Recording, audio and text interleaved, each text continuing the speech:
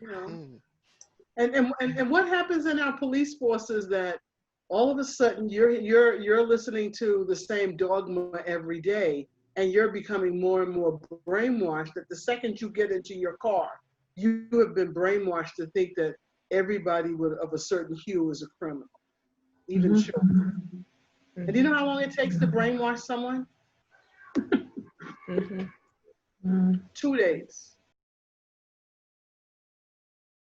Whoa. Wow. I thought it was going to be years. It's 2 days. Wow. That's So stunning. Like, I want us to watch the time. Like the quote that Gio put here, number 12, about the psychology experiment. I wish they had actually referenced that experiment, because I'd like to read it. But people becoming catatonic when they're told they have no history, but happy and carefree as a child when they're told they have no future. That's kind of fascinating. Yeah. Yes, Yeah, the human mind, the brain, it's a powerful instrument that can play a lot of tricks on us. And there are a lot of people like Donald Trump with a particular expertise in manipulating people's minds. And so,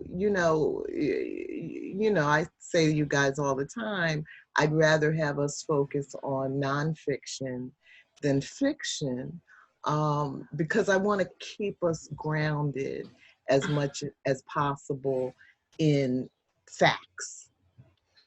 We are seeing the devastation that comes in an anti-intellectual culture that denies science, denies facts, and just plays with people's minds. And so I know, we have to go off into our fantasy world. That's, a part of how we survive. Leave fiction alone. No, because the fiction, it is an important part of our survival, but only if we're aware when we're in the fantasy world and what can come out of it when we need to. We need to come out of it when the scientists say, you need to shelter in place. We need to be able to say, okay, I feel you, I got you, I'm sheltering in place. We don't need to have a reaction that's like, fake news.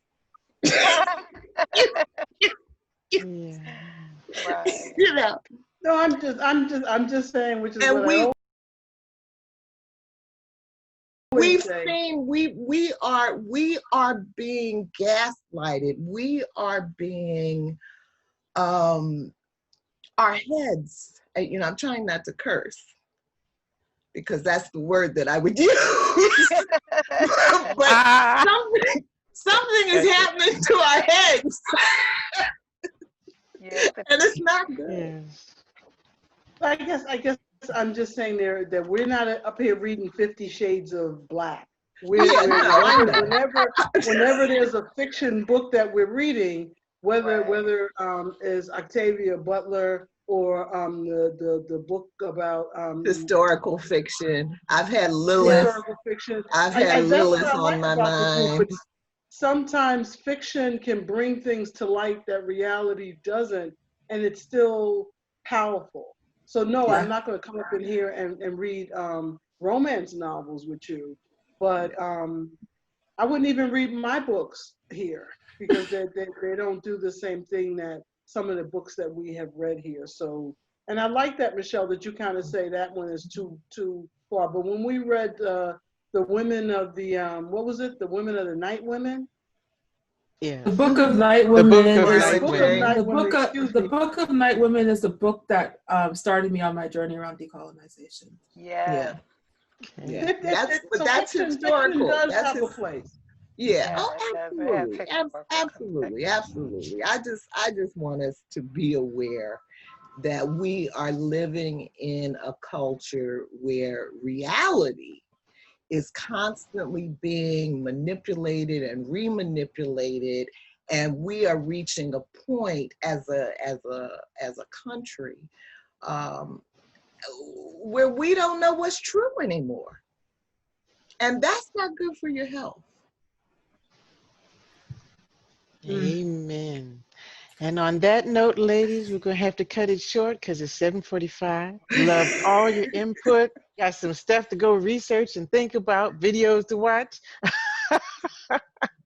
And I'm going to close this out with this beautiful piece that Michelle put at the end of the notes. Walk in peace, pursue joy, spread love, and see you all next week reading our story together. Goodbye, everyone online. Bye. Okay. So Love you guys.